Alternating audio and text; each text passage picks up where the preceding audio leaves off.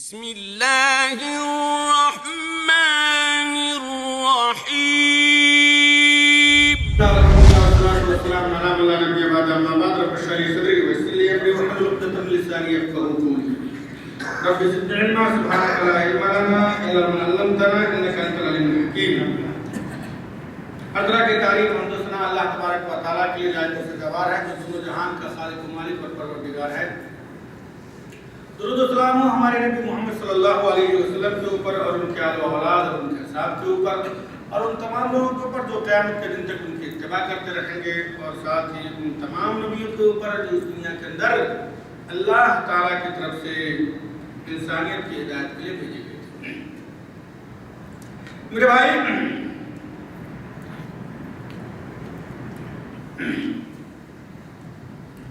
یہ جو دنیا ہے، اس دنیا کا پیدا کرنے والا پروردگار نے کیا کیا؟ اس کو ایک نظام کے تحت بنایا. اس دنیا کو ایک نظام کے تحت بنایا. اس دنیا کے اندر جتنے بسنے والے لوگ ہیں ان کے لیے بھی ایک نظام اور قانون ہے، ایک دستور ہے. اس قانون اور اس دستور اور اس نظام کو اگر انسان مانتا ہو اور اس کے مطابق عمل کرتا ہو تو گویا کہ وہ اللہ تعالیٰ کے نظام کا پابند ہے، اور وہ اللہ تعالیٰ کے نیک اور صالح بندوں میں سے ہے، اللہ تعالیٰ کا محبوب اور چہیتا بندہ ہے. اور یہی چیز نے اللہ تعالیٰ نے کیا انسانوں سے چاہا. اللہ تعالیٰ کا جو نظام ہے، اللہ تعالیٰ کا جو قانون ہے، اللہ تعالیٰ کا جو دستور ہے، اس دستور کو ہم اور آپ اس دنیا میں آنے سے پہلے ہی مانیں گے کہہ کر کے اپنی زندگی میں اس کو نافذ کریں گے. ہم نے کیا ہے؟ اس کا عہد اللہ تعالیٰ کے ساتھ کر لیا ہے. یعنی اللہ تعالیٰ نے ہم سے عہد لیا، ہم نے ایگریمنٹ کر دیا اللہ تعالیٰ سے کہ ہم کیا ہے اللہ تعالیٰ کا جو دستور ہوگا اس کے مطابق عمل کریں گے. لیکن اللہ تعالیٰ نے ساتھ ہی ساتھ یہ بھی کہا، اس وقت میں ہم اور آپ نے ایگریمنٹ کیا ہے یا اس کو تسلیم کیا، تو اللہ تعالیٰ نے ساتھ ہی ساتھ یہ بھی کہا کہ اس دستور کے اوپر جو تم نے ایک طرح سے عمل کرنے کے لیے ایگریمنٹ کیا ہے، تسلیم کیا ہے، ہم اس چیز کو یاد دلانے کے لیے ہم نبیوں اور رسولوں کو بھیجا کریں گے. تو اسی سلسلے میں یعنی اللہ تعالیٰ کے ساتھ جو ہم اور آپ نے وعدہ کیا ہے، اس وعدہ کو یاد دلانے کے لیے اللہ تعالیٰ نے اس دنیا کے اندر بہت سارے نبیوں کو بھیجا. ان میں سے سب سے آخری نبی محمد صلی اللہ علیہ وسلم جو ایک مکمل نظام، مکمل دستور، مکمل قانون اور مکمل ضابطۂ حیات لے کر اس دنیا کے اندر آئے. اب ان کے قانون، ان کا جو دستور تھا، ان کا جو نظام ہے، ان کی دی ہوئی جو سنت ہے، ان کا دیا ہوا جو طریقہ ہے، وہ کبھی اس کے اندر کسی بھی طریقے سے تبدیلی نہیں آ سکتی ہے. یعنی اس کو بدلا نہیں جا سکتا ہے. جیسا کہ نبی کریم صلی اللہ علیہ وسلم سے پہلے جتنے سارے نبی آئے، ان کے نظام کے اندر، ان کے قانون کے اندر، ان کے دستور کے اندر تبدیلی آئی وقت کے حساب میں. یعنی مثال کے طور پر حضرت آدم علیہ السلام آئے، اس کے بعد حضرت نوح علیہ السلام آئے، حضرت ادریس علیہ السلام آئے، اس طرح سے اور بھی نبی آئے. تو ہر نبی کے زمانے میں جو کچھ بھی وہ لے کر آتے تھے وہ پہلے نبی سے مختلف ہوا کرتا تھا. یعنی اس کے نظام میں کچھ نہ کچھ فرق، کچھ نہ کچھ تبدیلی ہوتی تھی. لیکن ایک چیز تھی جو تمام نبیوں کے ساتھ کیا ہے؟ متفق تھی. یعنی تمام جتنے سارے نبی ہیں، سارے کے سارے نبیوں کا جو نظام تھا، یعنی سارے کے سارے نبی جس بات کو لے کر متفق ہو کر کے آئے تھے، وہ چیز کیا ہے؟ اساسی اور بنیادی چیز تھی، اور اس میں کبھی بھی کوئی تبدیلی نہیں ہوئی. وہ تمام نبی کیا ہے؟ اس میں متفق تھے. اور وہ کیا تھی؟ لا الہ الا اللہ. لا الہ الا اللہ، اللہ تعالیٰ کی عبادت کے لائق ہے. اس کے اوپر تمام نبیوں کا قانون اور جتنے سارے نبی اس دنیا کے اندر آئے، سب کی دعوت کیا ہے؟ متفق ہے. اس میں کسی کا کوئی اختلاف نہیں. لیکن جو زندگی گزارنے کے جو دستور تھے، عبادت کے جو طریقے تھے، شادی بیاہ کے جو طریقے تھے، اخلاقیات کے حساب سے جو نظام اور ضابطہ تھا، معاملات اور معمول کے اعتبار سے جو نظام اور ضابطہ تھا، اس میں فرق تھا۔ تو نبی کریم صلی اللہ علیہ وسلم سے پہلے جتنے سارے نبی آئے تو تمام نبیوں کا دین جو ہے، سبوں کا دین ایک ہی تھا، وہ کیا تھا؟ اسلام تھا۔ اس اعتبار سے کہ سب کا کلمہ کیا تھا؟ لا الہ الا اللہ، ہے کہ نہیں؟ اور اسی بات کی دعوت تمام نبیوں نے دی ہے۔ رہ گئی بات کہ دنیاوی زندگی کے اعتبار سے، زندگی گزارنے کے اعتبار سے جو دستور تھا اس میں اختلاف تھا، اور وہ اختلاف کیا ہے؟ ہمارے نبی محمد صلی اللہ علیہ وسلم تک رہا، لیکن جب نبی کریم صلی اللہ علیہ وسلم جب اس دنیا کے اندر آئے تو انہوں نے پہلے جتنے سارے دستور تھے ان تمام دستور اور قانون کو ایک نچوڑ کر کے ایک مختصر اور بہتر سے بہتر انداز میں کیا ہے؟ پیش کیا۔ اب اس کے اندر کیا ہے؟ کسی طرح کی کوئی تبدیلی نہیں ہے، اور نہ پہلا جو یعنی پہلے جو انبیاء جو قانون یا دستور لے کر کے آئے تھے اس میں کوئی ٹکراؤ ہے، اس میں ٹکراؤ بھی نہیں ہے، بلکہ کیا ہے؟ یہ آخری دین ہونے کے اعتبار سے، یا کہہ لیجیے کہ نبی کریم صلی اللہ علیہ وسلم کی سنت لائی ہوئی شریعت جو ہے، آخری شریعت ہونے کی وجہ سے پہلے کی جو شریعت ہے ان تمام شریعت کو منسوخ کرنے والی، ختم کر دینے والی ہے۔ لیکن جو چیز پہلے نبیوں کی جو چیز تھی، اگر وہ ہمارے نبی محمد صلی اللہ علیہ وسلم کی چیز کے ساتھ ملتی ہے، دستور کے ساتھ، قانون کے ساتھ ملتی ہے، تو گویا کہ اس میں کسی طرح کا کوئی اختلاف نہیں۔ نبی کریم صلی اللہ علیہ وسلم چونکہ آخری نبی تھے اور رہتی دنیا تک کے لوگوں کے لیے ہیں، تو یہ آخری نظام اور قانون قرار پانے کی وجہ سے اللہ تعالیٰ نے اس قانون اور اس دستور کی حفاظت کی ذمہ بھی لیا۔ قرآن مجید کیا ہے؟ یہ آخری کتاب ہے، اور کیا ہے؟ اللہ تبارک و تعالیٰ نے اس کی حفاظت کی ذمہ لیا۔ نبی کریم صلی اللہ علیہ وسلم کی جو سنت ہے وہ کیا ہے؟ آخری شریعت ہے۔ اللہ تعالیٰ کی جانب سے نبی کریم صلی اللہ علیہ وسلم کی جو احادیث ہے وہ کیا ہے؟ اللہ تعالیٰ نے جو دستور دیا ہے اس کی تفسیر ہے، جو قانون دیا اس کی تفسیر ہے۔ نبی کریم صلی اللہ علیہ وسلم نے اس کو اپنی زبان کے ذریعے سے کہہ کے یا کہ اپنے قول و فعل کے ذریعے سے اس کے اوپر عمل کر کے لوگوں کو دکھلایا ہے۔ تو یہ جو دین ہے میرے بھائی، یہ ایک مکمل دین ہے، اس میں کسی طرح کی کمی کی بھی گنجائش نہیں ہے اور نہ بیشی کی گنجائش ہے، اور یہ دین ہر زمانے کے لوگوں کے لیے ہے اور ہر انسان کے لیے ہے۔ انسان کی حالات کے اعتبار سے، انسان کی حالت کے اعتبار سے اس کا حکم بھی مختلف ہے، لیکن ایسا نہیں ہے کہ انسان کی حالت کے اعتبار سے یا زمانے کے اعتبار سے یا وقت کے اعتبار سے اس کے اندر کسی طرح کی کوئی تبدیلی آ جائے یا کمی ہو جائے، ایسا کچھ نہیں ہے، بلکہ حالت کے اعتبار سے اس میں کیا ہے؟ اسلام نے خود ہی اس کا نظام بنایا ہے کہ اگر انسان مثال کے طور پر بیماری کے عالم میں ہو تو اگر وضو نہیں کر سکتا ہے تو کیا کرے گا؟ ایک مثال، سفر میں ہے تو کیا کرے گا؟ حضر میں ہے تو کیا کرے گا؟ یہ سب چیز کیا ہے؟ حالت کے اعتبار سے اور وقت کے اعتبار سے کیا اس میں خود ایک قانون اور ضابطے کے تحت نبی کریم صلی اللہ علیہ وسلم نے اس کو بیان کیا۔ لیکن کسی انسان کو یہ اختیار حاصل نہیں دیا گیا یا کسی انسان کو یہ اختیار حاصل نہیں ہے کہ وہ اپنی من مرضی سے اسلام کے اندر کسی چیز کو کیا ہے؟ بڑھا دے یا گھٹا دے۔ یہ کسی بھی انسان کے بس کی بات نہیں، اور نہ اسلام نے اس چیز کو اجازت نہیں دیا ہے، چونکہ اسلام کیا ہے؟ ہر انسان کے لیے اور ہر زمانے کے لیے اور تمام لوگوں کے لیے قانون بنا کر خود بھیج ہی دیا، مکمل بنایا ہوا ہے، قانون ہے، دستور بنایا ہوا ہے۔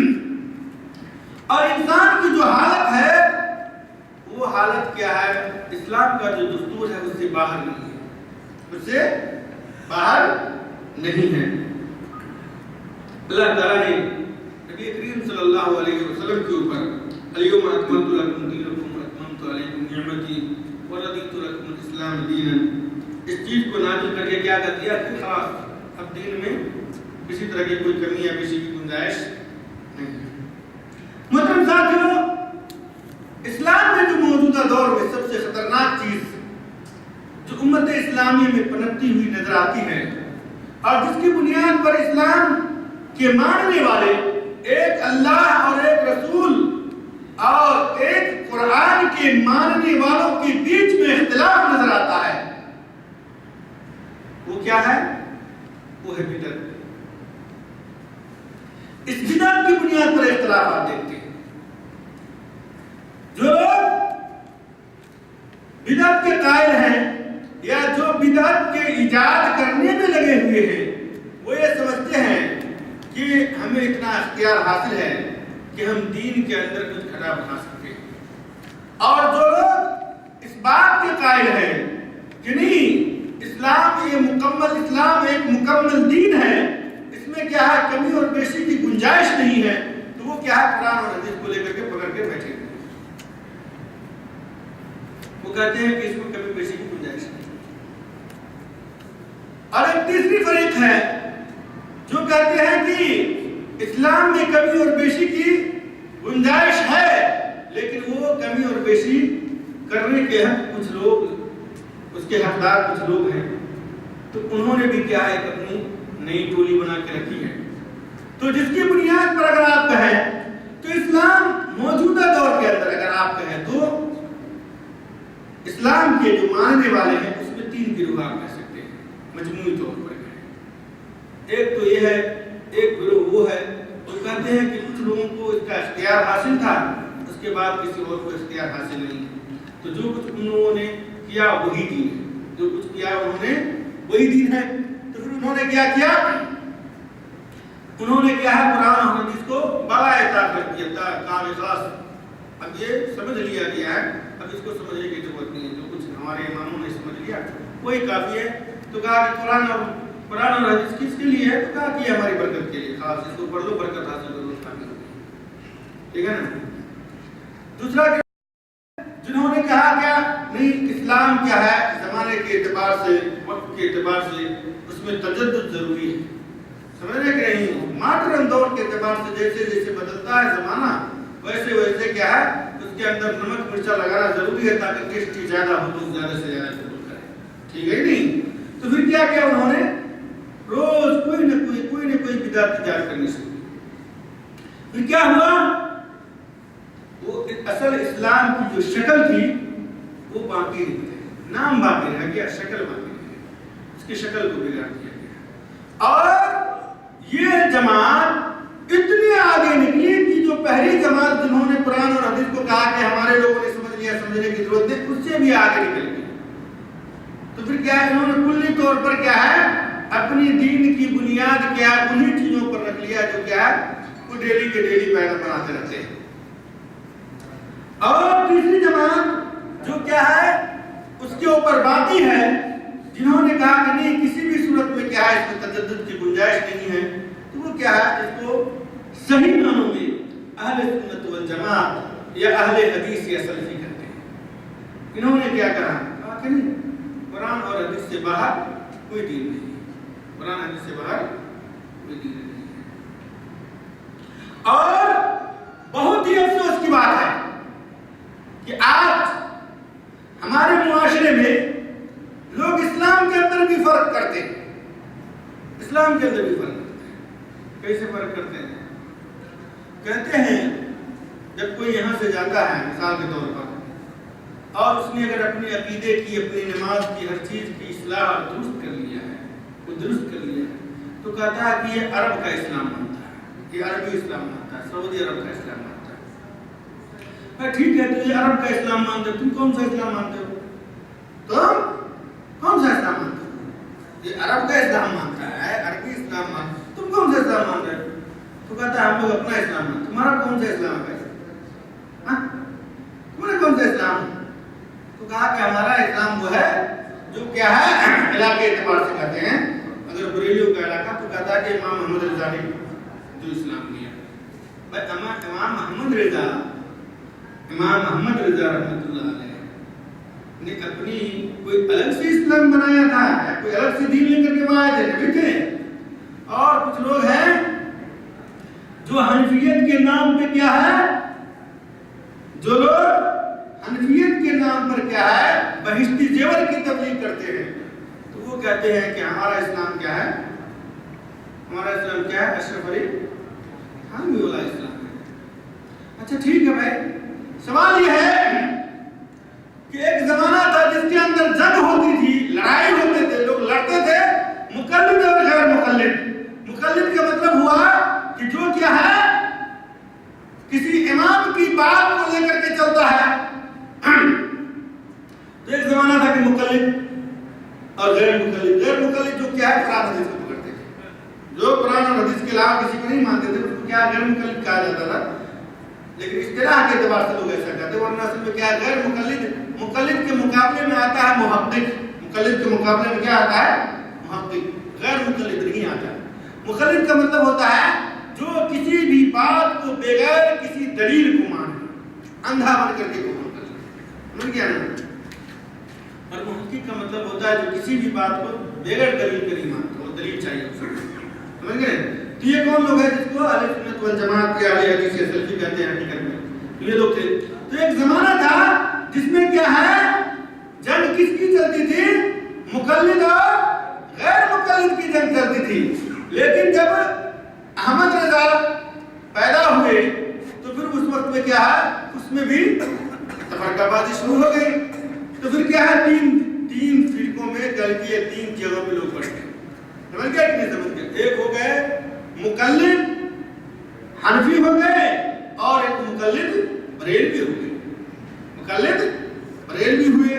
تو بریلوی مقلد کون ہیں؟ جنہوں نے اپنی دین کی پوری بنیاد احمد رضا کو سمجھ لیا تو کہا کہ ہم کون سا دین مانتے، کون سا اسلام مانتے، احمد رضا مانتے. ٹھیک ہے نا؟ دوسرے جو پرانے زمانے سے مقلد کہلاتے آتے تھے، جو اپنے آپ کو حنفی یا سنی کہتے ہیں مثال کے طور پر، تو انہوں نے کہا کیا ہم حنفی ہیں لیکن اسلام کون سا مانتے ہیں، کون سا اسلام مانتے ہیں، اشرف علی تھانوی جس کو لوگ آج کل دیوبندی کہتے ہیں، یا اسی کی ایک شاخ ہے یا فرع ہے جس کو آج تبلیغی کہتے ہیں. آج کل یہ تبلیغ کرتے ہیں، آج کل یہ تبلیغ کرتے ہیں وہاں پہ کہ بھائی تم کون سا اسلام مانتے ہو، اسلام میں بھی کون سا اسلام. اگر آپ اہل سنت والجماعت یعنی سلفیت کے طریقے پہ نماز پڑھتے تو کہتا ہے یہ عرب کا اسلام مانتے ہیں. میں کہتا ہوں بھائی اگر آپ عرب کا اسلام نہیں مانتے ہو تو پھر تمہارا اسلام اسلامی نہیں. اسلام کہاں سے آیا بھائی؟ اسلام کہاں سے آیا؟ کیا محمد صلی اللہ علیہ وسلم اور ان کے کسی بھی ساتھی میں سے کوئی بھی ساتھی انڈیا میں پیدا ہوئے تھے؟ نبی کریم صلی اللہ علیہ وسلم کی پیدائش کہاں ہوئی تھی بھائی؟ عرب میں پیدا ہوئے تھے نبی کریم صلی اللہ علیہ وسلم، یا انڈیا کے کسی ملک میں پیدا ہوئے تھے؟ ہاں عرب میں پیدا ہوئے تھے. تو یہ دین کیا ہے؟ یہ دین عربی ہے، نبی عربی کا دین ہے، اس لیے اس میں کوئی شک نہیں ہے کہ یہ کیا ہے عربی اسلام ہے. اور یہی حقیقی بات بھی ہے کہ اگر آپ اسلام کو عرب کے علاوہ کسی اور دوسری زبان میں سمجھنے کی کوشش کرو گے تو پھر گمراہ ہو جاؤ گے. کیوں؟ اس لیے کہ ہمارے دین کی پوری بنیاد اور اساسی کتاب عربی زبان میں. قرآن مجید کس زبان میں ہے؟ عربی میں ہے یا ہندی یا اردو میں ہے؟ ہاں عربی میں ہے. اور نبی کریم صلی اللہ علیہ وسلم کی جتنی ساری حدیث کی کتاب ہے وہ سارے کے سارے کتاب کس زبان میں ہے؟ عربی میں ہے. اس کے علاوہ تفسیر کی جتنی ساری کتاب ہے، فقہ کی جتنی ساری بنیادی کتابیں ہیں، اسی طریقے سے اصول فقہ کی جتنی ساری بنیادی کتابیں ہیں، اصول حدیث کی جتنی ساری بنیادی کتابیں ہیں، اور اسی طریقے سے اور بھی سیر اور اعلام کی جتنی ساری کتابیں ہیں وہ تمام کی تمام کتابیں عربی زبان میں ہیں. تو اگر آپ عربی اسلام نہیں مانو گے تو بھاگو گے کہاں؟ یا تو پھر تم یہ کہو کہ ہم اسلام مانتے ضرور ہیں لیکن میڈ ان انڈیا اسلام مانتے ہیں، یہ کہو ہے کہ نہیں؟ ہم میڈ ان انڈیا اسلام مانتے ہیں تو بات ختم ہو جاتی ہے. لیکن اگر تم یہ کہتے ہو کہ نہیں ہم عربی اسلام اور غیر عربی اسلام تو وہی کوئی معاملہ نہیں. اور جو انسان موجودہ دور کے اندر اس طرح کی تفریق کرتا ہے میرے بھائی، آپ یاد رکھو کہ حقیقت میں وہ انسانوں کو اسلام کے قریب نہیں کرتا، محمد صلی اللہ علیہ وسلم کی سنت کے قریب نہیں کرتا، اور نہ ہی وہ انسان قرآن کے قریب کرتا ہے، بلکہ آپ یہ کہیے کہ وہ انسان انسانیت کا دشمن ہے، جس انسانیت کی تبلیغ اور جس انسانیت کو سیدھے راستے پر لگانے کے لیے دنیا کے اندر سارے کے سارے نبی آئے، اور ان نبیوں کا دشمن ہے جو یہ چاہتے ہیں کہ لوگوں کو عربی اور غیر عربی کا فرق چھٹیا کر کے لوگوں کو دین سے دور کر دیا جائے. اور یہی صورتحال ہے میرے بھائی.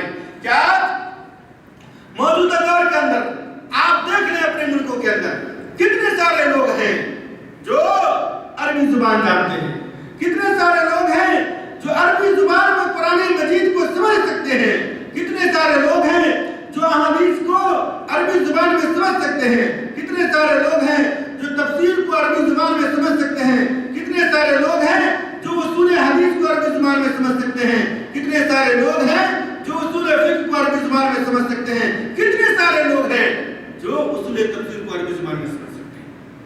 آپ ہر آدمی اپنے ہی گاؤں کا جائزہ لے لیں، دور کی بات چھوڑیے، ہر آدمی جس گاؤں کے رہنے والے ہیں آپ اپنے اپنے گاؤں سے جائزہ لیں کہ آپ کے گاؤں میں کتنے سارے لوگ ہیں جو قرآن مجید کو اس کی اپنی زبان میں سمجھ سکتا ہے. کتنے سارے لوگ ہیں، بہت کم لوگ. تو جب ہم اسلام کی زبان کو بھول گئے، نبی کریم صلی اللہ علیہ وسلم کی زبان کو بھول گئے، تو وہیں سے ہمارے اندر کیا ہے، یہ تفرقہ بازی شروع ہوئی. پھر ہم نے کیا کیا، اپنے اپنے اعتبار سے جس کو جو سمجھا اس کی بات کو لینا شروع کر دیا، اور پھر دین کے اندر گمراہی پیدا ہوئی. یہاں تک کہ یہ تفریق شروع ہوئی کہ عربی اسلام اور غیر عربی اسلام. ابھی کچھ دن پہلے کی بات ہے، میرے خیال میں ایک ہفتے کی بات ہے، ایک مسلم ہے نیپال میں، اس سے میری بات ہو رہی تھی. تو وہ جب ایک علاقے میں پہنچا تو ان لوگوں نے دیکھا کہ بھائی یہ نماز پڑھ رہا ہے سعودی عرب کے حساب میں. تو لوگوں نے مجھ سے پوچھا کہ بھائی تم کون سا مسلمان ہو؟ اس کا سوال ہے، سنو سوال کیا ہے، آپ غور کرو. سوال کیا تھا، تم کون سا مسلمان؟ اس نے کہا کون سا؟ وہ بیچارہ نیا نیا مسلمان، وہ بھی اچنبے میں پڑ گیا. اس نے کہا کیا اسلام کے اندر بھی تفریق ہے؟ اس نے پوچھا اس سے، کہا ہاں. اس نے کہا کہ ہاں. میں تو جانتا ہوں کہ اسلام ایک ہی ہے اور اس کے ماننے والے مسلمان جو ہوتے وہ بھی ایک ہی ہیں، اور اسی چیز کی بنیاد پر میں نے اسلام کو قبول کیا، اور تم کہتے ہو کون سا مسلمان ہے؟ تو مجھ کو تو نہیں معلوم ہے، تم ہی بتاؤ، تم ہی بتاؤ. اس نے کہا. تو اس نے کہا کہ جو تم نماز پڑھ رہے ہو، یہ نماز کا جو طریقہ ہے وہ عربی اسلام کا طریقہ ہے. عرب لوگ ایسے پڑھتے ہیں، اور جو لوگ عرب والے جو اسلام کو قبول کرتے ہیں یا عرب میں جو اسلام مانتے ہیں ان کا طریقہ یہ ہے، اور ہم لوگوں کا جو طریقہ ہے وہ اس سے مختلف ہے. تو اگر تم کو ہمارے ساتھ رہنا ہے تو اس طریقے کو چھوڑنا پڑے گا. کیا کرنا پڑے گا؟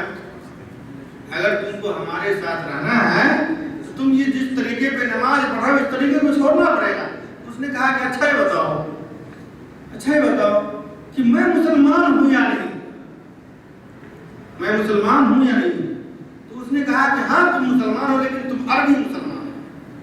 تو عربی مسلمان ہونے سے کام نہیں چلے گا، بلکہ ہم لوگ جو ہے اس طرح کا مسلمان بننا پڑے گا، سنی مسلمان. کہا کہ سنی کیا چیز ہوتا ہے؟ اس نے ان کا کہا. پھر اس نے اس کی تفصیل بتانی شروع کی. تو اس نے کہا بھائی ایسا ہے کہ میں جو ہے ایک چیز جانتا ہوں. پہلے میں ہندو تھا، بہت سارے دیوی دیوتا کو پوجتا تھا، تو ان سب چیزوں کو چھوڑ کر کے ایک اللہ کی پوجا کرنے کے لیے اس راستے میں لگا ہوں.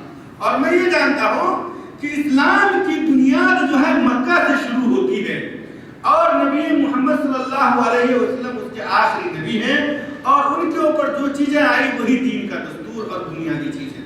تو میں انہی چیزوں کو مانتا ہوں، اور انہی چیزوں کو مان کر کے میں مسلمان ہوں، باقی اور کسی چیز کو میں نہیں جانتا. میں اشرف علی تھانوی کو بھی نہیں جانتا، احمد رضا بریلوی کو بھی نہیں جانتا، امام ابو حنیفہ کو بھی نہیں جانتا، میں کسی امام کو نہیں جانتا. خلاص میرا دین وہ ہے جو محمد عربی صلی اللہ علیہ وسلم نے.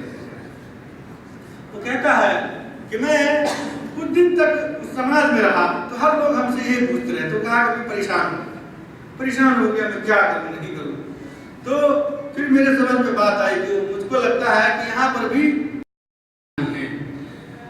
تو وہ کہتا ہے کہ میں نے جو اخذ کیا وہ یہ ہے کہ جس طریقے سے ہمارے ہندوؤں میں بابا لوگوں نے اپنی اپنی اعتبار سے ہندو دھرم کی کیا ہے تعبیر کی اور اس کو سمجھا، اسی طرح سے شاید اسلام کے اندر بھی جیسے ہندو میں کیا ہے کہ تلسی داس اور ایک ہے کون ہے بھائی، ایک کبیر داس ہے اور ایک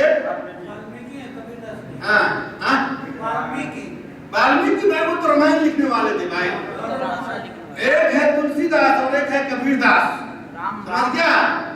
وہ رام دوسرے ہیں بھائی، ایک دین ہندو کی بنیادی تفریق جو ہے ایک ہے نا سناتن دھرم نے اس کے جو بڑے دو مکھ لوگ ہیں جس میں اختلاف چلتا ہے وہ یہ ہے کہ ایک ہے تلسی داس اور ایک ہے کبیر داس، سمجھ گیا نا؟ تو کبیر داس جو ہے، کبیر داس کی جو تبلیغ تھی اس میں توحید ہے، اس میں کیا ہے شرک نہیں ہے، اور انہوں نے کیا ہے نبی کریم صلی اللہ علیہ وسلم کی بہت بہترین تعریف کی ہے، نبی کریم صلی اللہ علیہ وسلم کی بہت بہترین تعریف کی ہے، سمجھ گئے کہ نہیں؟ اور اس کو آپ جب پڑھیے گا تو کہیے گا کہ یہ کبیر داس کیا ہے شاید مسلمان تھا، انہوں نے نبی کریم صلی اللہ علیہ وسلم کے بارے میں جو اشعار کہے ہیں اور جو اس نے واضح طور پر اس نے کیا لفظ استعمال کیا ہے تو آپ کہیے کہ مسلمان۔ تو وہ کہتا ہے کہ میرے سمجھ میں بات یہاں تک یہ آئی کہ کیا ہے کہ اور کبیر داس میں جانتے ہیں کبیر داس کے اشعار بہت کچھ ہیں، مجھ کو یاد ہے لیکن بس اس کا کچھ مفہوم یاد ہے۔ کبیر داس نے کیا ہے سیتا میاں جو ہے ان کے بارے میں بھی بہت اچھے اشعار ہیں، سمجھ گئے نا؟ جو کسی ہندو کو سنائیے گا تو آپ کو مارے گا، سمجھ گئے کہ نہیں؟ لیکن انہوں نے بات بہت اچھی کہی، بات اچھی کہی ہے ہندوؤں کو سمجھانے کے لیے، چونکہ جو ہندوتو ہے موجودہ وہ کیا ہے حقیقت میں کیا ہے جو سناتن دھرم ہے اس سے بہت زیادہ دور ہے۔ تو بات کیا چل رہی تھی؟ تو وہ کہتا ہے کہ میں نے یہی سمجھا، وہ کہتا ہے کہ میں اپنے دماغ سے یہی سمجھا اور میں نے ان لوگوں کو کہا، وہ کہتا ہے کہ میں نے ان لوگوں کو کہا کہ بھائی دیکھو میں نیا مسلمان ہوں، تم لوگوں کو جو کرنا ہے اپنا کرو، میں کو جو اپنا کرنا ہے اپنا کرو، ٹھیک ہے نا؟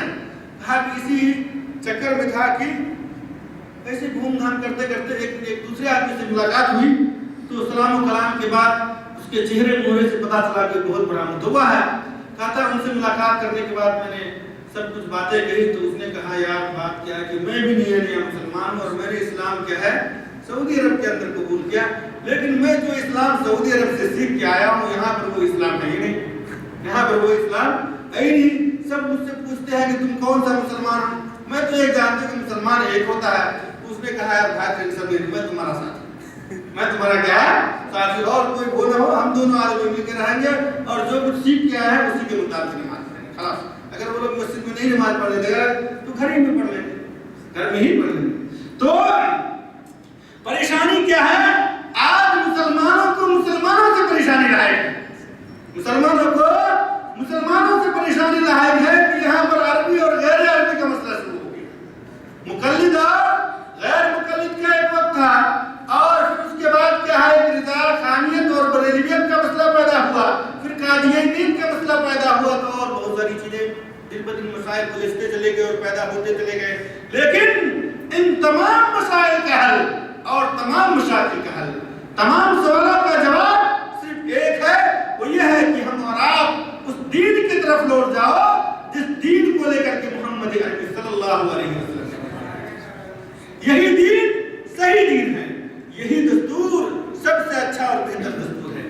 ان کا جو قانون تھے، ان کی جو شریعت ہے دنیا کے تمام لوگوں کے لیے عام ہے، کسی خاص قوم کے لیے نہیں، کسی خاص ملک والوں کے لیے نہیں، کسی خاص ذات قسم کے لوگوں کے لیے نہیں ہے اور نہ کسی خاص ورگ کے لیے ہے، بلکہ دنیا کے تمام انسانوں کے لیے برابر ہے۔ اس میں کوئی انسان نیچ اونچ نہیں ہوتا، کوئی چھوٹا بڑا نہیں ہوتا، کوئی رنگ کے اعتبار سے کوئی فرق نہیں ہوتا، اور نہ کسی کا کوئی کسی کی جو نسل ہوتی ہے ذات پات اس کے اعتبار سے کوئی فرق نہیں، بلکہ اس کا قانون تمام لوگوں کے لیے موجودہ دور کے اندر انسانیت کے اندر یہ ایک حدیث ہے جہاں پر ہندوؤں کے اندر بہت ساری خرابی پائی جاتی ہے ذات پات کی بنیاد پر، وہیں پر مسلمانوں کے اندر بھی آئی، اور خاص کر کے ذات پات کو بہت زیادہ ہوا دیا احمد رضا صاحب نے۔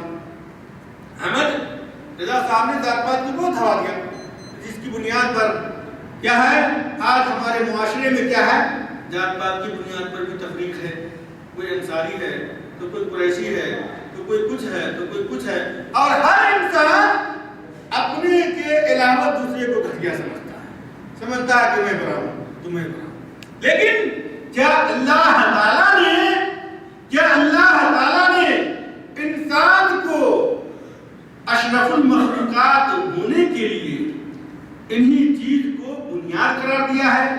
کیا اللہ تعالیٰ نے انسان کو باعزت اور سب سے اچھا انسان ہونے کے لیے انہی ذات پات اور رنگ و نسل کو بنیاد قرار دیا ہے؟ ہرگز نہیں میرے بھائی، بلکہ اللہ تعالیٰ نے قرآن مجید کے اندر کیا کہا ہے؟ ان اکرمکم عند اللہ اتقاکم۔ اللہ تعالیٰ نے بنیاد رکھی، کہا کہ تم میں سب سے بہتر انسان وہ ہے جو سب سے زیادہ کیا ہو، اللہ تعالیٰ سے ڈرنے والا ہو۔ تو اگر کوئی انسان قریشی ہونے کی بنیاد پر فرق کرتا ہے تو کہیں گے ٹھیک ہے بھائی تم بہت بڑے قریشی ہو، ذرا ثبوت کرو، دلیل دے دو، دلیل کے ذریعے سے ثابت کر دو کہ تم کتنے بڑے ہو۔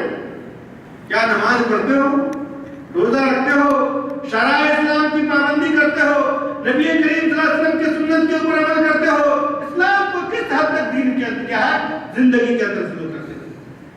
اگر فلو نہیں کرتے تو تمہاری نظر کے اندر اگر سب سے گھٹیا درجے کا انسان، صافی جس کو کہتے ہیں کپڑا دھونے والا اگر کوئی انسان ہے، اگر کوئی اسلام کو فلو کرتا ہے تو تم سے افضل ہو سکتا ہے۔ کیوں؟ اس لیے کہ اللہ تعالیٰ نے کیا کہا، ان اکرمکم عند اللہ اتقاکم۔ تو یہ بنیاد جو لوگوں نے بنا کر کے رکھی ہے ذات پات کی بنیاد پر، یہ چیز کیا ہے، یہ اسلام کی بنیاد نہیں ہے، اور نہیں اسلام نے اس چیز کو قبول نہیں کیا ہے۔ احمد رضا صاحب نے فتاوی رضویہ کے اندر وہاں پر بہت ساری باتیں کہی ہیں، وہیں پر ایک جگہ پر انہوں نے کیا ہے ایک عجیب و غریب بات کہی ہے، جو ایک موقع سے میں نے کیا ہے بریج میں پکڑا تھا، مجھ کو پتا ہی نہیں تھا کس طرح کی بات ہے۔ میں نے کہا یار اب کیا کہیں گے، اس کی کتاب کے اندر وہ مجھ کو بھی اس کا جلد اور صفحہ نمبر یاد نہیں ہے، بہت پہلے کی بات ہے، پہلے زمانے کی بات۔ تو اس نے کیا ہے ذات پات کی تفریق کرتے ہوئے، چونکہ اپنے آپ کو خان صاحب کہتے تھے، احمد رضا جو ہے نا اپنے آپ کو کیا کہتے تھے، خان، احمد رضا خان صاحب تھے وہ، تو کہتے اپنے ان کے کہنے کے اعتبار سے وہ سب سے اعلیٰ اونچی ذات کی ہیں، سمجھ گئے کہ نہیں سمجھ گئے، اونچی ذات سے وہ تعلق رکھتے تھے۔ تو اس لیے بہت سارے جاہل بریلوی بھی اپنے آپ کو رضا کہتے ہیں، نام کے لاسٹ میں لکھتے ہیں رضا۔ پوچھے بھائی کیا مطلب ہوا، کیا تمہارے خاندان میں باپ دادے کا کوئی نکارے نہیں، میں اپنے امام کی طرف سے منسوب کرتا ہوں۔ تو اس نے کیا ہے اس کے اندر جو بہت ساری باتیں کہی ہیں، ان میں سے ایک بہت ہی جو کہہ لیجیے ایک عالم کی شان کی بات نہیں ہو سکتی، عالم کی شان کی بات نہیں ہو سکتی ہے۔ اس نے جو ہے جلحہ جس کو کہتے ہیں اپنے یہاں، جلحہ کو سب سے نچلے درجے کا انسان کہا، سب سے گھٹیا درجہ کا انسان کہا جلحہ، اور اس کی بات کرتے کرتے اس نے کیا کہا، احمد رضا صاحب نے کہا جلحہ گدھے سے بھی بدتر ہے، نعوذ باللہ من گئے، یہ ان کی فتوی کی بات ہے۔ من گئے میں جب پڑھ رہا تھا جامعہ سلفیہ میں، تو میں اس زمانے میں ایک بحث لکھا تھا، ہم لوگوں کے یہاں بحث لکھنی پڑتی تھی، اس کے بعد یہ ہے کہ آپ فارغ ہوئے کس لائق میں، تو میں نے اپنے آخری سال میں ایک بحث لکھا تھا کہ علامہ احسان الہی ظہیر اور ان کی کتاب تاریخ بریلوی، سمجھ گئے نا، اس کے اوپر میں نے لکھا تھا۔ تو اس کے سلسلے میں مجھ کو بہت ساری جگہوں پر جانی پڑی تھی، تو بریلی لوگوں کے ساتھ بھی جا کر کے ان کے گھروں میں بیٹھنا، ان کی لائبریریوں میں جا کے پڑھنا لکھنا پڑا تھا۔ تو اسی موقع سے کیا مجھ کو بات آ رہی ہے، اس میں ایک چیز تھی جو میں نے بریلی کو، تو اس نے کہا کہ یار میں نہیں سمجھتا تھا کہ ہمارے امام نے ایسی بات کہی۔ تو میں اصل میں بات کیا کر رہا تھا بھائی کہ اللہ کے رسول صلی اللہ علیہ وسلم آخری نبی ہیں، اور ان کی لائی ہوئی شریعت آخری شریعت ہے، تو اس شریعت کے اندر کسی طرح کی کوئی کمی اور بیشی کی گنجائش نہیں ہے۔ اگر ہم اور آپ چاہتے ہیں کہ نبی کریم صلی اللہ علیہ وسلم کی سنت کے اوپر عمل کریں، اور عربی اسلام کو اگر ہم اور آپ اپنا دین اور اس کا اصول اور کیا کہتے ہیں اپنا ایمان سمجھتے ہیں اس کے اوپر، تو ضروری ہے ہے کہ ہم کیا کریں؟ نبی کریم صلی اللہ علیہ وسلم کی سنت کے اوپر عمل کریں اور بدعات سے بھاگیں. بدعات سے کیا کریں؟ آگے. موجودہ دور کے اندر حقیقی بات یہ ہے ہمارے ماحول کے اندر ہم اور آپ جس ماحول سے تعلق رکھتے ہیں اس ماحول کے اندر کیا ہے؟ بدعات کا زور و شور ہے. جدھر بھی جائیے گا بدعت ہی چیز نظر آئے گا. نماز کے اندر بھی بدعت ہے, روزے کے اندر بھی بدعت ہے, شادی بیاہ کے اندر بھی بدعت, یعنی کوئی ایسی چیز نہیں ہے جس کے اندر بدعت ایجاد نہیں کی گئی. یعنی اسلام کی جو اصل چیز ہے وہ تھوڑی سی رہ گئی, یعنی ایک رسم کر لیجیے, رسمی رہ گئی ہے. بسم اللہ کر لیجیے, رہ گیا بس بسم اللہ. بقیہ جتنا ہے بسم اللہ کے بعد ساری کی ساری اسلام سے دور کی چیز ہے. تو یہ کیا ہے رسم کا مہینہ ہے. اس مناسبت سے میں چند ایک بات ہے جیسے کہنا چاہتا ہوں کہ اپنی یہاں کیا ہے چند چیزیں لوگ کرتے ہیں جیسے کہ صلاۃ الرغائب پڑھتے ہیں, اس کی بھی مختلف تعداد میں بتاتے ہیں. ایک چیز اور دیکھیے, عجیب و غریب بات ہے. بدعت جو ہے نا میرے بھائی, چونکہ انسان کی مائنڈ کی بات ہوتی ہے, انسان اپنے دل اور اپنے طریقے سے اس کو ایجاد کرتا ہے, اسی لیے کیا ہے اس کی کوئی محدود تعداد نہیں ہوتی یا اس کا کیا ہے کسی ایک جگہ پر کیا ہے اس کو قرار حاصل نہیں ہوتا. مثال کے طور پر تعزیہ کو لے لیجیے. تعزیہ کیا ہے؟ یہ دین میں بدعت ہے کہ نہیں ہے؟ تو لوگ تعزیہ بناتے ہیں تو کوئی 2 سال والا بناتا ہے, کوئی 3 سال بناتا ہے, کوئی 5 سال کا بھی بناتا ہے. یعنی چھوٹے بڑے کے اعتبار سے آپ چلے جائیے تو کچھ کیا ہوتا ہے بڑھتے بڑھتے کیا ہے وہ 50 میٹر کا بھی ہوتا ہے کہ نہیں, اس سے بھی بڑا ہوتا ہے نا. 1 میٹر سے 1.5 میٹر سے یا آدھے میٹر سے شروع ہوتا ہے. میں کہتا ہوں کہ اگر یہ دین ہوتا تو اس کی بھی کیا ہے لمبائی اور چوڑائی محدود ہوتی. جیسے کہ ہم نماز پڑھتے ہیں, یہ نماز دین ہے اور اسلام کا ایک حصہ ہے, تو 5 ہی وقت کی نماز پڑھ سکتے ہیں, 6 وقت کی نماز نہیں پڑھ سکتے. کیوں بھائی؟ اس لیے کہ یہ کیا ہے مقرر ہے اسلام کی طرف سے ہے. اس میں کوئی آدمی کہے گا نہیں وہ نماز پڑھنا عبادت اور ثواب کا کام ہے تو 5 کے بجائے 6 وقت کا پڑھ لیتے ہیں, چلے گا؟ نہیں چل سکتا ہے. ظہر کی نماز کیا ہے 4 رکعت ہے, نہیں میں 5 رکعت پڑھتا ہوں, چلے گا؟ کیوں نہیں چلے گا بھائی؟ کریم صلی اللہ علیہ وسلم نے اتنی کہا, اس لیے وہ کمی اور زیادہ کو قبول نہیں کرتا. لیکن بدعت کا معاملہ کیا ہوتا ہے؟ بدعت کو انسان اچھا سے اچھا بنانے کی کوشش کرتا ہے تو اس میں تبدیلی ہوتی رہتی ہے. اس وجہ سے کیا ہے اس کو کوئی قرار حاصل نہیں ہوتا. جو تعزیہ کی میں نے مثال دیا تو اس میں آپ دیکھ لیجیے ہر طرح کے تعزیے ہوتے ہیں اور اس میں ہر طرح کی باتیں ہوتی ہیں. اسی طریقے سے کیا ہے, اسی طریقے سے وہ چیز جو صلاۃ الرغائب کے سلسلے میں آتی ہے اس کی بھی مختلف تعداد ہے. کوئی کہتے ہیں 2 رکعتیں, کوئی کہتے ہیں 4 رکعتیں, کوئی کہتے ہیں 10 رکعتیں, کوئی کہتے ہیں پوری رات. سمجھ گئے کہ نہیں سمجھ گئے؟ اچھا ایک بات اور بھی ہے, بدعت جو چیز ہوتی ہے نا میرے بھائی, یہ ان لوگوں کے نزدیک بہت زیادہ مقبول ہوتی ہے جو دین سے بہت زیادہ دور ہوتے ہیں. بدعت جو ہے یہ ان لوگوں کے نزدیک بہت زیادہ مقبول ہوتی ہے جو دین سے بہت زیادہ دور ہوتے ہیں. کیوں؟ وہ اس لیے کہ بدعت کی جتنی ساری بنیاد ہوتی ہے کام تھوڑا سا کرنا ہوتا ہے اور اس کا ثواب بہت بڑا ہوتا ہے. سمجھ گیا نا؟ تو لوگ سمجھتا ہے کہ تھوڑے سے کام کر کے چلو گنگا اسنان کر لیں گے, زندگی بھر کے لیے چھٹی مل جائے, ہے کہ نہیں؟ تو وہ اس کے اندر دیکھیے وہی لوگ زیادہ سے زیادہ حصہ لیتے ہیں. جتنے سارے شرابی کبابی قسم کے لوگ ہوتے ہیں جو کبھی بھی مسجد میں نہیں آتے, وہ لوگ کیا ہے اس طرح کے مجالس میں سب سے زیادہ آگے ہوئے ہیں, ہے کہ نہیں؟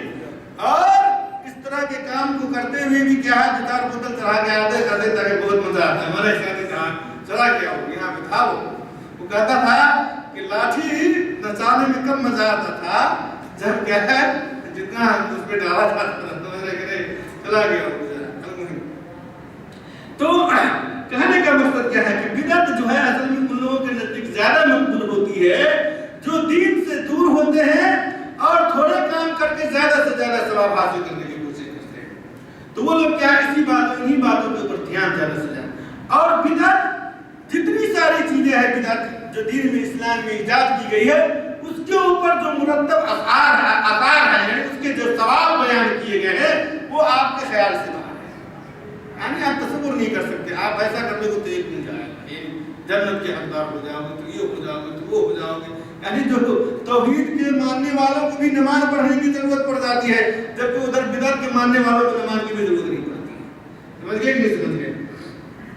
تو رجب کے مہینے میں جو بہت ساری بدعات لوگوں نے ایجاد کی ہے، حقیقی بات یہ ہے کہ اگر تاریخ اسلام کا اگر مطالعہ کیا جائے تو رجب کے اندر جتنی ساری بدعت ہے، یہ ساری کی ساری بدعت کیا ہے؟ حقیقت میں یہ ہے اسلام سے پہلے زمانہ جاہلیت کا جو زمانہ تھا، اسی زمانے سے آتے جو بدعت چلی آ رہی ہے، جو باتیں چلی آ رہی ہے، انہی چیزوں کو کہہ لیجیے بدعتیوں نے کیا ہے اس کے اندر بھی ایجاد کر کے شامل کیا۔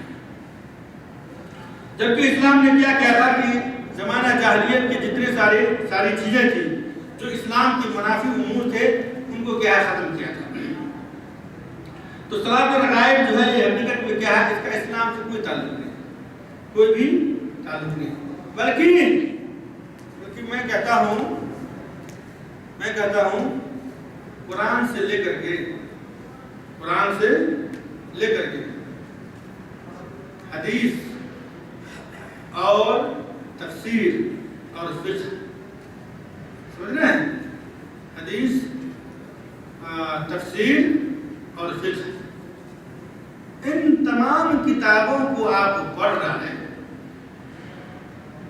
آپ کو کسی بھی کتاب میں باب صلاۃ الرغائب نہیں ملے، یعنی رغائب نماز پڑھنے کا بیان، ایسی کوئی بات نہیں ملے۔ حدیث کی جتنی ساری کتاب، جتنی ساری اکٹھا کرتے کہیں پر بھی نہیں ملے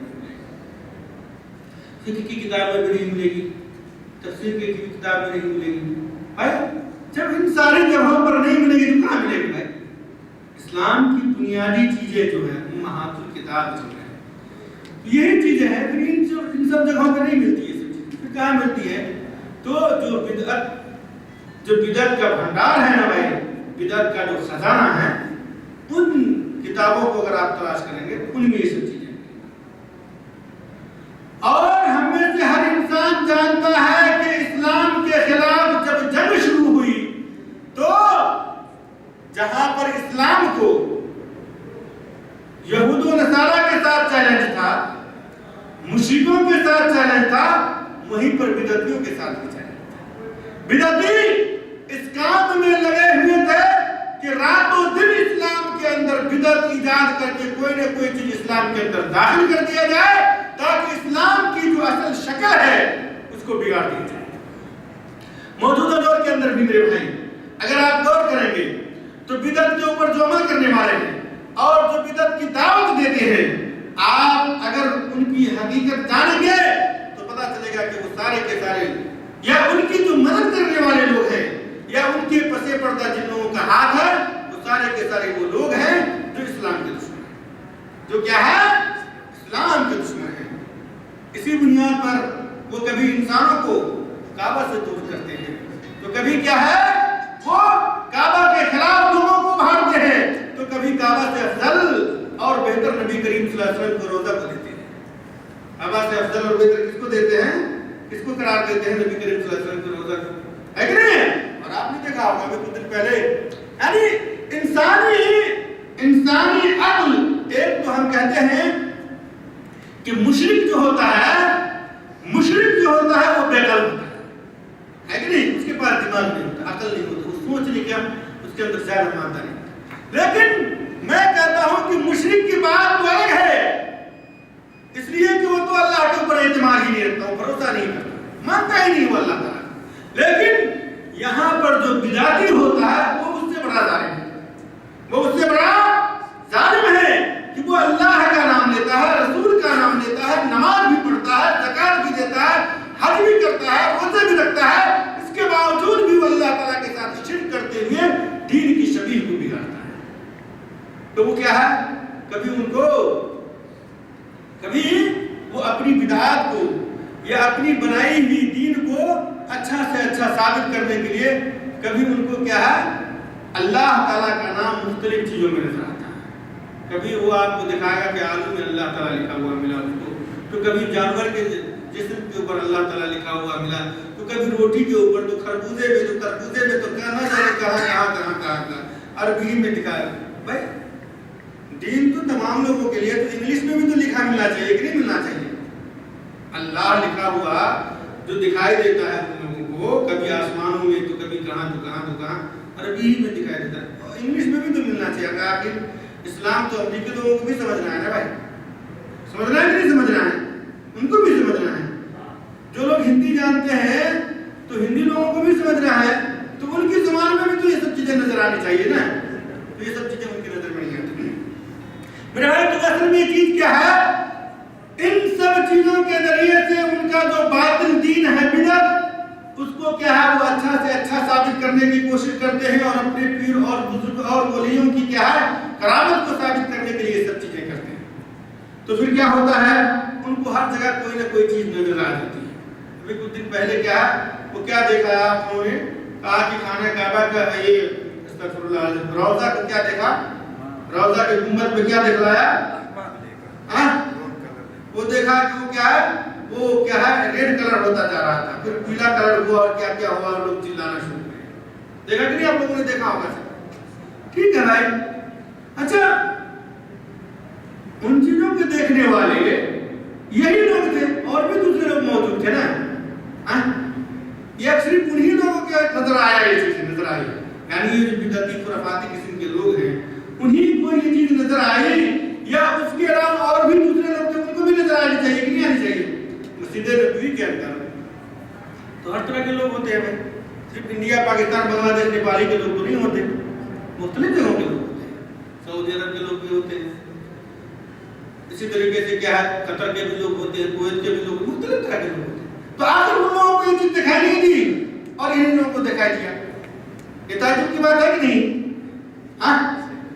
اچھا میں نے ایک آدمی کو کہا یہی بات, وہ ہم سے بحث کر رہے ہیں, میں نے کہا اچھا بتاؤ کہ آپ کہتے ہو کہ ایسا ایسا ہوگا, وہ تقریباً کیا ہے اصل کے بعد کا وقت ہے نا, اس میں جو دکھاتا ہے. میں نے کہا اچھا بتاؤ کہ یہ چیز کیا ہے خالی تمہارے بھائیوں کو کیوں نظر آئی اور لوگ کیوں نظر نہیں آئے؟ اگر یہ چیز ایسی تھی تو یار تم سے پہلے کیا ہے یہاں کی جو اخبارات ہیں ان خبروں میں یہ چیز آتی, ٹیلی ویژن میں اخباروں میں یہ چیز آتی. سعودی عرب میں تم سے زیادہ لوگ کیا ہے نیٹ یوز کرنے والے لوگ ہیں اہل عرب, تو وہ تو فوری طور پہ پوری دنیا کے اندر اس کو پھیلا دیتے ہیں. بلکہ مسجد نبی کے جو نگراں لوگ ہیں ان کو کرامت کے طور پر سب سے پہلے اس کو قید کر کے رکھ دے اور اس کو بیان کر دے. تو یہ چیز کیا ہے تمہارے لوگوں نے کیوں بیان کیا, تمہیں لوگوں کو کیوں نہ چاہتے ہیں؟ تو اس نے کیا کہا جانتے ہیں, کہا کہ جو نبی کریم صلی اللہ علیہ وسلم سے محبت کرنے والے ہوتے ہیں نا انہیں کو یہ چیز نظر آتی ہے. جو نبی کریم صلی اللہ علیہ وسلم سے محبت کرنے والے ہوتے ہیں انہیں کو یہ چیز نظر آتی ہے. تو میں نے کہا کہ ڈرمنڈے جو ہے اس میں جو دکھائی دیتا ہے, میں نے کہا ڈرمنڈے بھی نبی کریم صلی اللہ علیہ وسلم سے محبت کرتے ہیں, بتاؤ. ہاں کوئی ضروری نہیں ہے داڑھی رکھنا, دل سے محبت کہاں دل سے ہوتی ہے, لیکن اصل محبت کہاں دل سے ہے, ظاہری عمل سے ہو چاہے نہیں. میں نے کہا تم دل سے محبت کرتے کرتے مر بھی جاؤ گے, اگر ظاہری طور پر محبت نہ ہو تو تم اسلام کا داعی نہیں, یعنی اس کے اوپر عمل نہیں کر سکتے. کہنے کا مقصد یہ ہے, پھر اس کے بعد اور بھی بہت ساری چیزیں اس کے اندر لکھی ہوئی تھی, اس کی طرف مجھ کو جانے کی ضرورت نہیں کہ بدعت جو ہے میرے بھائی یہ کیا ہے, اس کے اوپر عمل کرنے والے جو لوگ ہوتے ہیں وہ ایسے لوگ ہوتے ہیں جو حقیقت میں دین سے دور ہوتے ہیں, یا کاہلی قسم کے, سستی قسم کے, برے قسم کے جو لوگ ہوتے ہیں وہ کیا ہے اس کے اوپر عمل کرتے ہیں. اور اس کو پھیلانے والے بھی وہی لوگ ہوتے ہیں جو قرآن و حدیث سے دور ہوتے ہیں. وہ قرآن و حدیث کو سمجھنا نہیں چاہتے ہیں اور نہ ہی اس کے مطابق عمل کرنا چاہتے ہیں, اور نہ ہی وہ لوگوں کو اس چیز کی دعوت دینا چاہتے ہیں. انہی میں سے ایک چیز کیا تھی جو بات آئے کہ صلاۃ الرغائب جو ہے میرے بھائی, اس کے سلسلے میں جتنی ساری فضیلت ہے جو بھی بات آئی وہ تمام کی تمام چیز کی ہے موضوع منگرت ہے. اور اس سلسلے میں اسلام کی جو امہات الکتاب ہے, بنیادی کتاب ہے, ان میں کہیں پر کوئی چیز آپ کو نہیں ہے.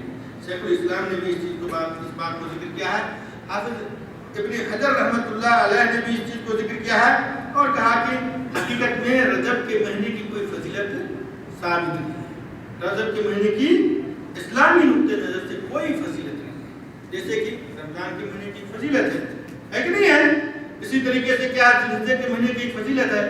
تو ہر مہینے کی کوئی نہ کوئی فضیلت ہے, لیکن رجب کے مہینے کی کوئی فضیلت نہیں ہے, جیسا کہ بدعتی اور خرافاتی. اسی طریقے سے کیا ہے اس کے مہینے کے اندر کیا ہے, اس رجب کے مہینے کے اندر جو ہے پہلا جو خمیس آتا ہے, اس خمیس کے دن یا جمعے کی رات کے دن جو لوگ عبادت کرتے ہیں, تو یہ بھی چیز کیا ہے اللہ کے رسول صلی اللہ علیہ وسلم سے یا اسلاف کرام سے یہ بھی چیز کیا ہے ثابت نہیں. اور اس موقع سے مساجد وغیرہ کو سجانا اور بھی مختلف طرح کے کام وغیرہ کرنا، یہ بھی چیز اسلام سے کیا ہے چیز ثابت نہیں ہے۔ اسی طریقے سے جو ایک بہت بڑی چیز یا بہت بڑی بدعت لوگ ایجاد کرتے ہیں یا ایجاد کیے ہوئے وہ یہ ہے کہ رجب کے مہینے میں کیا کرتے ہیں لوگ جانور کو ذبح کرتے ہیں 27 تاریخ کو، اور وہ اس کو لوگ اضحیہ کا نام دیتے ہیں، قربانی کا نام دیتے ہیں، اور عربی میں اس کو رجبیہ کہتے ہیں جو لوگ کیا ہے اس کو کرتے ہیں۔ تو یہ ابھی کیا ہے حقیقت میں اسلام سے اس کا کوئی تعلق نہیں ہے۔ اسلام میں قربانی جو اللہ تبارک و تعالیٰ کے لیے تقرب کے طور پر ذبح کی جاتی ہے، اس کو قربانی کا نام دیا گیا ہے، اضحیہ کا نام دیا گیا ہے، وہ کیا ہے 10 ذی الحجہ کو کیا جاتا ہے، اس کے علاوہ اور کوئی دوسرا موقع نہیں ہے جس موقع پر انسان کیا ہے اس طرح کا کام کرتے ہیں۔ یہ الگ سی بات ہے کہ انسان کبھی بھی اللہ تعالیٰ کے تقرب حاصل کرنے کے لیے اللہ تعالیٰ کے نام پر کوئی چیز دے کر کے انسان تقرب حاصل کر سکتا ہے، بلکہ کسی سمجھے، لیکن رجب کے مہینے کی تخصیص کر کے اور کیا اس کو یہ سمجھنا کہ یہ دین کا حصہ ہے، تو یہ کیا ہے اسلام میں اس کا کوئی مقام نہیں بلکہ بدعت ہے۔ اسی طریقے سے رجب کے مہینے میں کیا ہے اس مہینے کی خصوصیت کو سمجھتے ہوئے عمرہ ادا کرنا، تو یہ بھی اس کی کوئی فضیلت نہیں ہے، بلکہ عمرے کی فضیلت حج کا جو مہینہ ہے ان حج کے مہینوں میں کیا ہے یہ چیز وارد ہے، یعنی حج کا جو مہینہ ہے اس مہینے میں اگر انسان عمرہ کرتا ہے تو اس کو زیادہ سے زیادہ ثواب ملتا ہے۔ اسی طریقے سے کیا ہے رمضان کے مہینے میں، اور اسراء اور معراج کے سلسلے میں جو لوگوں نے مختلف طرح کی باتیں ایجاد کی ہے، جب 27 رجب آئے گا نا تو آپ دیکھیے گا تو مختلف ممالک میں، یہاں پہ تو نہیں لیکن دوسرے ملکوں میں دیکھتے ہیں، دیکھیے گا تو لوگ کتنا سارے پیسے خرچہ کرتے ہیں اور کس طرح سے اس کو سجاتے ہیں اور کیسا کیسا عید مناتے ہیں۔ تو یہ بھی چیز کیا ہے اللہ کے رسول صلی اللہ علیہ وسلم سے ثابت نہیں ہے، اور نہ ان کے اصحاب سے، صحابہ کرام سے بھی ثابت نہیں، نہ سلف صالحین سے ثابت ہے۔